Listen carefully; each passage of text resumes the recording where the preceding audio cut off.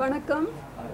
இன்று 21ஆம் தேதி அக்டோபர் 2025 தமிழகம், புதுவை மற்றும் காரைக்கால் பகுதிகளுக்கான வானிலை எச்சரிக்கை மற்றும் முன்னறிவிப்பு. முதல்ல வங்கக்கடல் பகுதி பார்த்துக்கலாம். இன்று 21ஆம் தேதி அக்டோபர் காலை 5:30 மணி அளவில் தென்மேற்கு வங்கக்கடல் பகுதிகளில் ஒரு காற்றழுத்த தாழ்வு பகுதி உருவாகி, அதே பகுதி 8:30 மணி அளவில் ஆழ்ந்த காற்றழுத்த தாழ்வு பகுதியாக, அதாவது வெல் மார்க் லோ ப்ரெஷர் ஏரியாவாக அதே பகுதிகளில் நிலவுகிறது. இது மேற்கு வடமேற்கு திசையில் நகர்ந்து நாளை 22ஆம் தேதி அக்டோபர் மதியம் தென்மேற்கு மற்றும் அதனை ஒட்டிய மத்திய மேற்கு வங்கக்கடல் பகுதிகளில் வட தமிழக, புதுவை மற்றும் தெற்கு ஆந்திர கடலோர பகுதிகளுக்கு அப்பால் காற்றழுத்த தாழ்வு மண்டலமாக வலுப்பெற வாய்ப்பு உண்டு. அதற்கு அடுத்த 24 மணி நேரத்தில், அதாவது 23ஆம் தேதி அக்டோபர், மேற்கு வடமேற்கு திசையில் நகர்ந்து வட தமிழக, புதுவை, தெற்கு ஆந்திர கடலோர பகுதிகளை நோக்கி நகர்ந்து மேலும் வலுவடையும் வாய்ப்பு உள்ளது.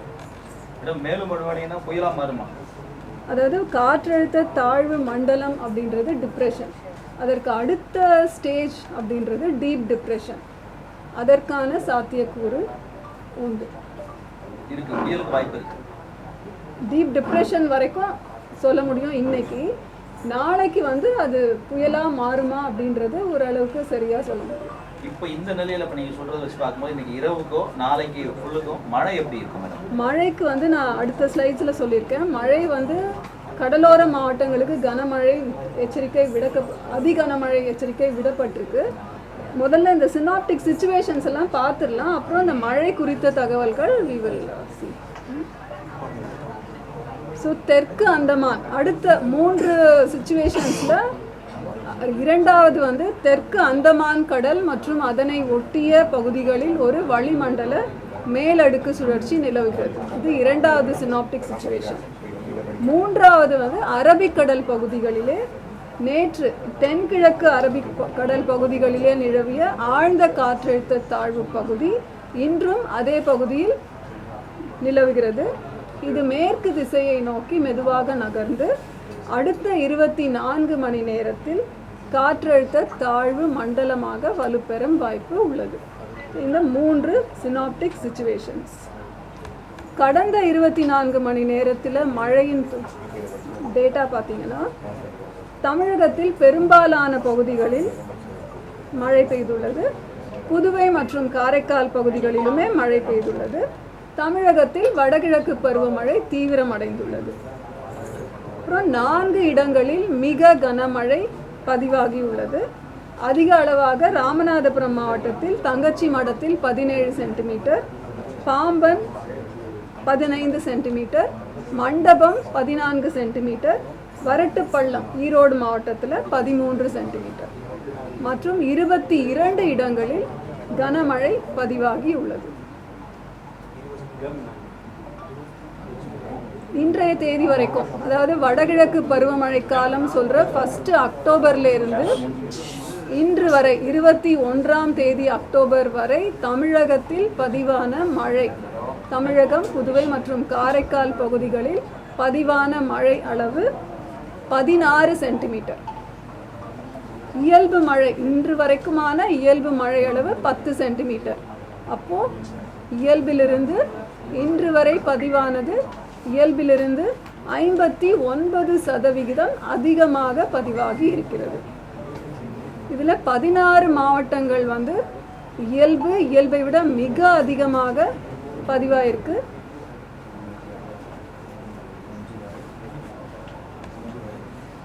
அடுத்த 7 தினங்களுக்கான வானிலை எப்படி இருக்கும் அப்படின்னா, 21 மற்றும் 22 இந்த தேதிகளில் பெரும்பாலான பகுதிகளில் மழை பெய்யும், இடி மின்னலுடன் கூடிய மழை பெய்யும் வாய்ப்பு உண்டு.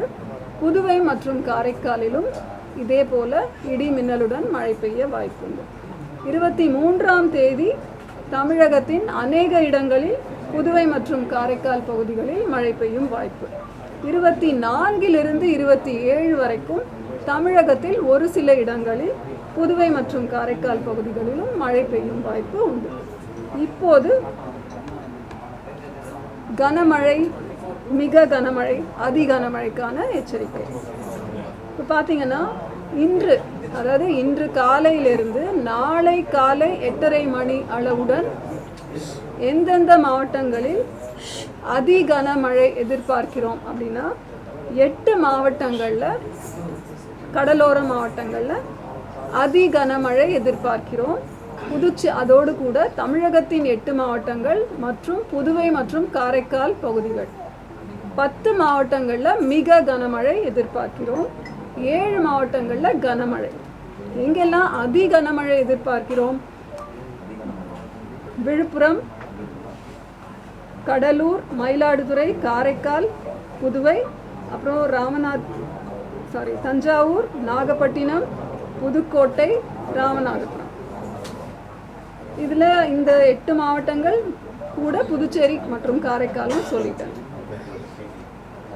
நாளை பார்த்தீங்கன்னா 4 மாவட்டங்களில் அதி கனமழை சொல்லியிருக்கோம் புதுச்சேரியோடு. 11 மாவட்டங்கள் மிக கனமழை மற்றும் காரைக்கால். 6 மாவட்டங்களில் கனமழை. எந்த 4 மாவட்டங்கள் அதி கனமழை எதிர்பார்க்கிறோம் 22ஆம் தேதி அக்டோபர்னு சொன்னீங்கன்னா செங்கல்பட்டு, விழுப்புரம், கடலூர், மயிலாடுதுறை மற்றும் காரைக்கால், புதுச்சேரி. சென்னையை பொறுத்தவரை கேட்டிங்கன்னா சென்னைக்கு 21 மற்றும் 22ஆம் தேதி நம்ம மிக கனமழை எச்சரிக்கை தந்திருக்கிறோம். 23ஆம் தேதி 5 மாவட்டங்களுக்கு மிக கனமழையும் 6 மாவட்டங்கள் மற்றும் புதுச்சேரிக்கு கனமழை எச்சரிக்கையும் தந்திருக்கிறோம். அப்புறம் 24ஆம் தேதி ஒரு 6 மாவட்டங்கள், மலை மாவட்டங்கள், நீலகிரி, கோவை, ஈரோடு மற்றும் கிருஷ்ணகிரி, தருமபுரி, சேலம் கனமழை எதிர்பார்க்கிறோம். ஸோ 4 நாட்களுக்கு இந்த மழைப்பதிவு குறித்து ஒரு தகவல். அது மீனவர்கள் முதலாம் அறிவுறுத்தல் 21ஆம் தேதி காலைக்குள்ள ஆழ்கடலிலிருந்து வராத மீனவர்கள் உடனடியாக கரைக்கு திரும்புமாறு அறிவுறுத்தப்படுகிறார்கள். 21 இன்றிலிருந்து 26ஆம் தேதி வரைக்கும் சூறாவளி காற்று மணிக்கு 45 முதல் 55 கிலோமீட்டர் வேகத்திலும் இடையிடையே 65 கிலோமீட்டர் வேகத்திலும் வீசக்கூடும். எந்தெந்த பகுதிகள்னு பார்த்தீங்கன்னா 21ஆம் தேதி தென் கிழக்கு வங்கக்கடல் பகுதி, அதனை ஒட்டிய தென் மேற்கு வங்கக்கடல் பகுதி, அந்தமான், தெற்கு அந்தமான் பகுதிகள் மற்றும் அரபிக்கடல் பகுதிகளில் கேரள, கர்நாடக கடலோர பகுதிகள், லட்சத்தீவு, மாலத்தீவு பகுதிகள், தென் கிழக்கு அரபிக்கடல் பகுதிகள். 22ஆம் தேதி தமிழக கடலோர பகுதிகள், அதனை ஒட்டிய தெற்கு ஆந்திர கடலோர பகுதிகள் மற்றும் தென் கிழக்கு, தென்மேற்கு வங்கக்கடல் பகுதிகள், அந்தமான், தெற்கு அந்தமான் கடல் பகுதிகள், அரபிக்கடல் பகுதிகள். ஸோ 23ஆம் தேதியிலிருந்து 25ஆம் தேதி வரை, 26ஆம் தேதி வரை அரபிக்கடல், வங்கக்கடல் மற்றும் தெற்கு அந்தமான் கடல் பகுதிகளுக்கு மீனவர்கள் செல்ல வேண்டாம் என்று அறிவுறுத்தப்பட்டிருக்கிறார்கள். இப்பொழுது சென்னையை பொறுத்த வரைக்கும் வானம் மேகமூட்டத்துடன் காணப்படும். நகரின் ஒரு சில பகுதிகளில் கன முதல் மிக கனமழை எதிர்பார்க்கப்படுகிறது. அதிகபட்ச வெப்பநிலை 28 ஒட்டியும் 28 டிகிரி செல்சியஸை ஒட்டியும், குறைந்தபட்ச வெப்பநிலை 24 25 டிகிரி செல்சியஸை ஒட்டியும் இருக்கக்கூடும். இங்கிலீஷ்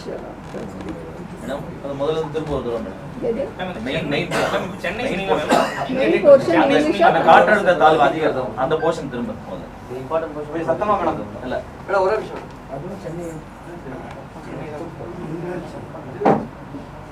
மெயின் போர்ஷன் 3 பகுதிகள். ஒன்று வங்கக்கடல் பகுதிகளிலே இன்று நிலவிய காற்றழுத்த தாழ்வு பகுதி 8:30 மணி வாக்கில் ஆழ்ந்த காற்றழுத்த தாழ்வு பகுதியாக அதே பகுதிகளில் நிலவுகிறது. அது மேற்கு வடமேற்கு திசையில் நகர்ந்து நாளை 22ஆம் தேதி அக்டோபர் மதியம் தென்மேற்கு மற்றும் அதனை ஒட்டிய மத்திய மேற்கு வங்கக்கடல் பகுதிகளில் வட தமிழக, புதுவை மற்றும் தெற்கு ஆந்திர கடலோர பகுதிகளுக்கு அப்பால் காற்றழுத்த தாழ்வு மண்டலமாக வலுப்பெறும் வாய்ப்பு உள்ளது. காற்றழுத்த தாழ்வு மண்டலம் என்பது டிப்ரெஷன். அதற்கு அடுத்த 24 மணி நேரம், அதாவது நாளை மதியத்திலிருந்து 22ஆம் தேதி அக்டோபர் மதியத்திலிருந்து அடுத்த 24 மணி நேரத்தில் அது மேற்கு வடமேற்கு திசையில் நகர்ந்து வட தமிழக, புதுவை, தெற்கு ஆந்திர கடலோர பகுதிகளை நோக்கி நகர்ந்து மேலும் வலுவடையும் வாய்ப்பு, அதாவது டீப் டிப்ரெஷன், ஆழ்ந்த காற்றழுத்த தாழ்வு மண்டலமாக மாறும் வாய்ப்பு உள்ளது. இது வங்கக்கடல் பகுதி. அதே வங்கக்கடல் பகுதியில் தெற்கு அந்தமான் கடல் மற்றும் அதனை ஒட்டிய பகுதிகளில் ஒரு வளிமண்டல மேலடுக்கு சுழற்சி நிலவுகிறது. அரபிக்கடல் பகுதி பார்த்தீங்கன்னா நேற்று 20ஆம் தேதி அக்டோபர் தென்கிழக்கு அரபிக்கடல் பகுதிகளில் நிலவிய ஆழ்ந்த காற்றழுத்த தாழ்வு பகுதி இன்று காலை 8:30 மணி அளவில் அது அதே இன்டென்சிட்டி, தட் இஸ் அதே ஆழ்ந்த காற்றழுத்த தாழ்வு பகுதியாகவே நிலவுகிறது. மேற்கு திசையில் மெதுவாக நகர்ந்து அடுத்த 24 மணி நேரத்தில் காற்றழுத்த தாழ்வு மண்டலமாக வலுப்பெறும் வாய்ப்பு உள்ளது. இது அரபிக்கடல் பகுதியில் இருக்கின்ற அந்த ஆழ்ந்த காற்றழுத்த தாழ்வு பகுதியை குறித்த அப்டேட். மேடம், இப்ப காற்றழுத்த தாழ்வு மண்டலம் 24ஆம் தேதி வலுப்பெறும் சொல்லிருக்கீங்க. அப்ப அந்த சென்னை சுற்றியுள்ள பகுதிகளில் அதி கனமழை இருக்கக்கூடுமா? 21, 22ஆம் தேதிக்கு மாத்திரம் நம்ம அதி கனமழை எச்சரிக்கை தந்திருக்கிறோம். டீப் டிப்ரெஷன் ஆகும் பொழுது திரும்பவும் இந்த மேப்ஸ் எல்லாம் we will update. சென்னையில இருந்து எவ்வளவு தூரத்துல மாவட்டங்கள்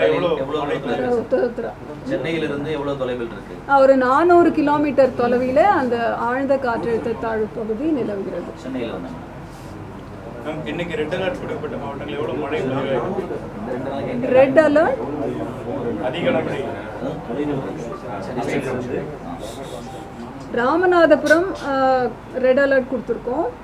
அதில் இன்னைக்கு வந்து 17 சென்டிமீட்டர் மழை அளவு பதிவாயிருக்கு. அதிகபட்சம் 17 சென்டிமீட்டர்.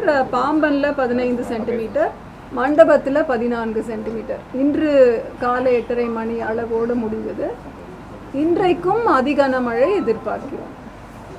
சென்னையை பொறுத்த வரைக்கும் நமக்கு ஒரு 6 சென்டிமீட்டர், மேடவாக்கத்தில் தான் 10 சென்டிமீட்டர் பதிவாயிருந்தது. இப்போ நீங்கள் அரபிக்கடலையே டிப்ரெஷன் இதோ மேலடுக்கு சுழற்சியும் இருக்கு, பிளஸ் காற்றழுத்த தாழ்வு மண்டலமாகவும் இருக்கு, ரெண்டும் இருக்கு. அதாவது முதல்ல மேலடுக்குகளில் இருக்கின்ற மேலடுக்குகள் இருக்கின்ற சுழற்சி தான் வந்து சாதகமான சூழல் நிலவும் பொழுது அது காற்றழுத்த தாழ்வு பகுதியாக மாறும். ஆனால் எப்போவுமே இந்த சீசன்னு பார்த்தீங்கன்னா ஏதோ ஒரு பகுதியில் இந்த காற்றழுத்த சுழற்சி இருந்துட்டு தான் இருக்கும். சைக்ளோனிக் சர்க்குலேஷன்னு சொல்லுவோம். அந்த சுழற்சி இங்கே இருந்துகிட்டே இருக்கும். பர்டிகுலராக அக்டோபர் மாதம்னு பார்த்தீங்கன்னா இந்த ஈக்வட்டோரியல் ட்ரஃப் ஜோன் அப்படின்னு சொல்லுவோம். அந்த இடத்துல இந்த சுழற்சிகள் இருந்துகிட்டே தான் இருக்கும். ரெண்டு வங்கக்கடல்ல 24th அந்த டிப்ரெஷன் டீப் டிப்ரெஷன் வந்து புயலா மாறதுக்கான காரணம் 24th அன்னைக்கு தெரியுங்களா? டிப்ரெஷன் டீப் டிப்ரெஷன் அடுத்த ஸ்டேஜ் வந்து புயல் தான். அதுக்கான பாசிபிலிட்டிஸ் வந்து 24thங்களா? அதாவது நாளைக்கு நமக்கு ஓரளவுக்கு சரியா சொல்ல முடியும். டீப் டிப்ரெஷனோட அடுத்த ஸ்டேஜ் நாளைக்கு தான் சொல்லுங்க. பட் டைலூட் ஆகவும் பாசிபிள் இருக்கு. டிப்ரெஷன் ஆன உடனே நம்மளால அதை சொல்ல முடியும். ஒரு டைலூட் ஆக பாசிபிள் இருக்குங்களா? அதாவது பல மாடல்ஸ் நம்ம எல்லாமே வந்து ஃபோர்சி பண்ணுறது வந்து கணினிசார் கணிப்புகள் தான். நியூமரிக்கல் வெதர் ப்ரெடிக்ஷன் மாடல்ஸ் ஒரு 10 மாடல்ஸ் இருக்குதுன்னு வச்சுக்கோங்க. ஒரு மாடலும் ஒரு மாதிரி சொல்லும். அதில் ஒரு டைவர்ஜன்ஸ் இருக்கும். அதாவது பரந்த ஒரு ஏரியாவை அது குறிப்பாக சொல்லும். ஆனால் நம்ம தரவுகளையும் நம்ம பார்க்கணும். எப்படின்னா ஐஎம்டியில் கோஸ்டல் கடலோர பகுதிகளில் நிறைய அப்சர்வேட்ரிஸ் இருக்குது. அந்த அப்சர்வேட்ரிஸ்லாம் நமக்கு வந்து காற்றின் அழுத்தம், காற்றின் வேகம், திசை இதெல்லாம் காணிச்சிட்டே வரும். ஸோ இந்த 24 மணி நேரத்தில் ப்ரெஷர் டிபார்ச்சர்ன்ற ஒரு ஆப்ஷன் இருக்குது. அந்த ப்ரெஷர் எவ்வளவு குறைவாக இருக்கிறது அப்படின்ற ஒரு தரவு நம்மகிட்ட கிடைச்சா எந்த இடத்தை நோக்கி அந்த ஒரு சிஸ்டம் நகர்ந்து கொண்டிருக்கிறது அப்படின்ற ஒரு கணிப்பு நம்மளுக்கு கரெக்டாக சொல்ல முடியும். நாம் அதை மானிட்டர் பண்ணிகிட்டே இருக்கோம். எந்த இடத்துல அந்த ப்ரெஷர் டிபார்ச்சர் 24 மணி நேரத்திலே இந்த காற்றின் அழுத்தம் எந்த இடம் எந்த திசையில் இந்த காற்றின் அழுத்தம் இருப்பதிலேயே குறைவான அளவு எங்கே குறையுதுன்னு பார்த்துட்டே இருக்கும். அது நமக்கு ஒரு டிப்ரெஷன் ஆகும்போது கொஞ்சம் சொல்ல முடியும். நம்ம அரபிக்கடல்ல அந்த டிப்ரெஷன் நமக்கு பாதிப்பு இருக்கும், புயலாக வரும். அதாவது அந்த வாண்டட் டு ஷோ அந்த பிக்சர் சொல்லணும்னு நினச்சேன். வடக்கிலேயும் சரி தெற்குலேயும் சரி நிறைய சுழற்சிகள் இருந்துகிட்டே இருக்குது. 2-3 நாளைக்கு முன்னாடி வந்து சதர்ன் ஹெமிஸ்பியரில் ஒரு புயல் இருக்குது. அந்த புயலின் தாக்கத்தினால வங்கக்கடலில் வந்து அந்த மேகக்கூட்டம் ஒரு பறந்து விரிந்து இருந்தது. அது ரொம்ப கான்சென்ட்ரேட் ஆகாமல் இருந்தது. இப்போ அது தனியாக ஒரு சிஸ்டமாக அது வந்து இந்த மேகக்கூட்ட அமைப்போடு அது சேராமல் கொஞ்சம் விலகி இருக்குது. அரேபியன் சீல நம்ம அரபிக்கடலில் பார்த்த சிஸ்டமும் வந்து கொஞ்சம் இன்னைக்கு ரொம்ப ஸ்லோவாக தானே போயிருக்கு. ஸோ அதுவும் கொஞ்சம் வலு இழந்த மாதிரி ஒரு தோற்றம். அப்போ இது வந்து வலுவடைஞ்சிருக்கு. நம்ம வங்கக்கடலில் பொறுத்திருந்து பார்ப்போம். அது வந்து டிப்ரெஷன் வரைக்கும் இப்போ சொல்லியிருக்கோம்.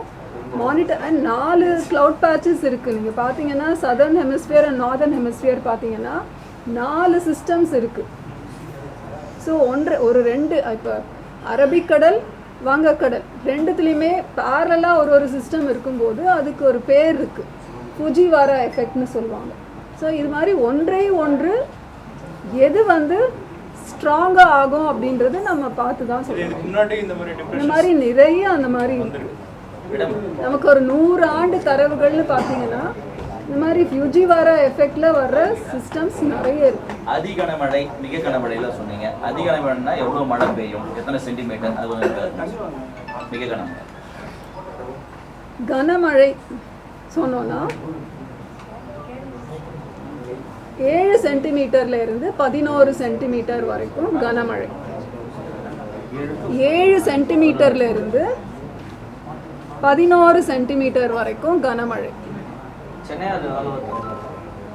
ஒரு இடத்துக்குமே இப்போ நுங்கம்பாக்கம், மீனம்பாக்கம் அந்த மாதிரி சொல்கிற இடங்கள்ல எல்லாம் மழைமானிகள் இருக்குது. இந்த மழைமானிகளில் பதிவார மழை கனமழைன்னு எப்போ சொல்லுவோம் அப்படின்னா 6 சென்டிமீட்டர்ல இருந்து 11 சென்டிமீட்டர் வரைக்கும் பதிவாகி இருந்தால் அது கனமழை. மிக கனமழை எப்போது அப்படின்னா 12 சென்டிமீட்டர்ல இருந்து 20 சென்டிமீட்டர் வரைக்கும் பதிவாகும் பொழுது அது மிக கனமழை. இன்றைக்கு எப்படி ராமநாதபுரம்ல தங்கச்சி மடம்ல 17 சென்டிமீட்டர் வந்து மிக கனமழை அந்த கேட்டகரியில் நமக்கு வருது. அதி கனமழை எப்படின்னா பாயிண்ட் லொக்கேஷன்ஸ் தான். ஒரு இடத்துலையும் மழைமானிகள் தருகின்ற தரவுகளை வைத்து 21 சென்டிமீட்டருக்கு மேல் இருந்தால் அது அதி கனமழை என்று கேட்டகரைஸ் பண்ணுறோம்.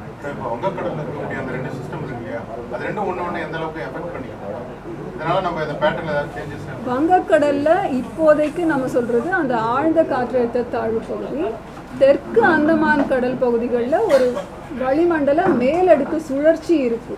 ஸோ அந்த சுழற்சி அங்கேயும் இருக்குது. அது ஒரு ட்ரஃப் மாதிரி உங்களுக்கு ஆக்ட் பண்ணும். அரேபியன் சி, அப்புறம் இந்த சிஸ்டம் ப்ளஸ் சவுத் அந்தமான் சீல இருக்கிற அந்த சுழற்சி, இந்த மூன்றுமே அந்த காற்றின் திசை மாறும். அதாவது ஈஸ்ட்டு இந்த சைட் வெஸ்டர்ன் காற்றின் திசை மாறும்போது அந்த பகுதிகளிலே மேகக்கூட்ட அமைப்பு நல்லா ஒரு டெவலப் ஆகிறதுக்கான சாத்தியக்கூறுகள் இருக்கின்றது. வங்கக்கடல் பகுதிகளுக்கு நிலவிருக்கக்கூடிய அந்த ஆழ்ந்த காற்றழுத்த தாழ்வு பகுதியிலே மகர்ஷி மேகம் எந்த அளவுக்கு இருக்கு? ஏன்னா ஒரே இடத்துல நிலை கொண்டிருக்கா இல்லை நகர்ந்துதான் இருக்கா? இந்த மாதிரி அதாவது வழக்கமாக வந்து ஒரு சிஸ்டம்னு எடுத்தாலே ஒரு 10லிருந்து 15 கிலோமீட்டர் பெர் ஹவர், ஒரு மணி நேரத்துக்கு 10லிருந்து 15 கிலோமீட்டர் மணி வேகத்தில் அது மூவ் ஆகும். அது அப்படியே டைம் கரெக்டாக அப்படியே மூவ் ஆகாது. மேலடுக்குகளில் நிறைய மாற்றங்கள் இருக்க சான்ஸ் இருக்குது. நமக்கு வந்து கடல் மேலே நமக்கு அப்சர்வேஷன்ஸ் கம்மி, சேட்டலைட் பேஸ்டு அப்சர்வேஷன் இருக்குது. அப்புறம் ஓஷன் ஸ்கேட் அப்படின்ற அந்த ஸ்கேட்ரோமீட்டர் வின்ஸ் இதெல்லாம் வச்சு தான் நமக்கு ஓரளவுக்கு அந்த தரவுகள் கிடைக்கின்றன. ஸோ மேலடுக்குகளில் எந்த ஒரு பாதிப்புனால அது ஒரே இடத்துல நிற்குது, இல்லை ஏன் ஃபாஸ்ட்டாக மூவ் ஆகிடுது அப்படின்றது வந்து நம்ம அப்படியே டெக்ஸ்ட் புக் ப்ரிசிஷனோட நடக்கிறது கிடையாது. இல்லை மேடம், இப்போ அது கரையை நோக்கி நகர்ந்து வந்துகிட்டு இருக்கா, நீங்கள் முன்னாடி நிலை கொண்டு இருக்குன்னீங்க, நாளைக்கு அப்படி தான் இருக்குன்றீங்க. அதாவது 8:30 AM இன்று காலை அது வெல்மார்க் லோ ப்ரெஷர் ஏரியா. இப்போ கொஞ்சம் மூவ் ஆயிருக்கும். ஸோ அப்போ 12 UTC, அதாவது 5:30 மணி வாக்கில் அது எந்த லாட்டிடியூட் லாங்கிடியூடில் இருக்குதுன்னு நாங்கள் பார்த்துட்டு தான் இருப்போம். ஸோ ஒரு மணி நேரமும் நமக்கு அந்த சேட்டலைட் பேஸ்ட் ஃபிக்ஸ்ன்னு சொல்லுவோம், அந்த மேகக்கூட்ட அமைப்போட மையப்பகுதி எந்த லாட்டிடியூட் லாங்கிடியூடில் வருதுன்றது நாங்கள் பார்த்துட்டு தான் இருக்கோம். மேடம் இல்லை க்ளவுட் பர்ஸ்ட்னு சொல்கிறாங்க, இதை நம்மளால் கணிக்க முடியாது இல்லை மேடம்? இந்த இது அப்போ க்ளவுட் பர்ஸ்ட் அப்படின்றது 10 சென்டிமீட்டர் பெர் ஹவர், ஒரு மணி நேரத்தில் 10 சென்டிமீட்டர் மழை பெய்தால் அது க்ளவுட் பர்ஸ்ட்ன்ற டெஃபினிஷனில் வரும். இத்தனை நாள் நம்ம வந்து அது மலைப்பகுதிகளில் மட்டும்தான் வரும்னு ஒரு எண்ணம் இருந்தது.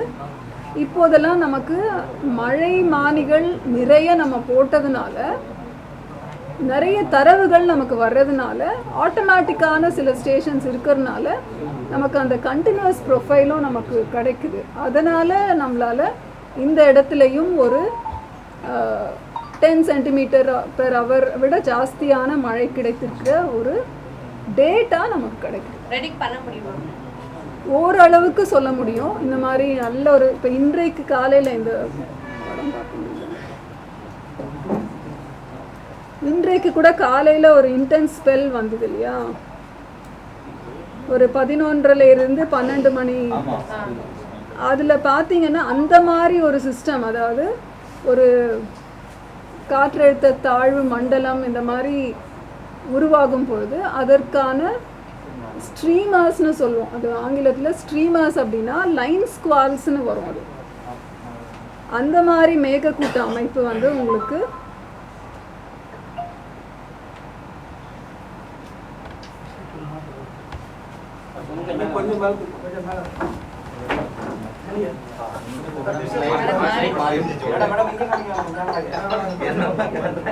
அப்புறமா இதில் பார்த்துக்கலாம். ஸோ இந்த மாதிரி ஸ்ட்ரீமர்ஸ், அதாவது கடல்லேருந்து அந்த நார்த் ஈஸ்டர்ன் டிரெக்ஷன்லேருந்து உங்களுக்கு மாய்ஸ்சர் ஃபீடு வரும்போது இந்த மாதிரி ஒரு லைன் ஸ்குவால் டைப், அதாவது ஒரு வடகிழக்கிலேருந்து தென்மேற்குக்கு ஒரு கோடு மாதிரி பார்க்குறீங்க இல்லையா. ஸோ இந்த மாதிரி வந்து மழை இடிமுகில் மின்னலோடு கூடிய இடியுடன் கூடிய மழை பெய்யும்.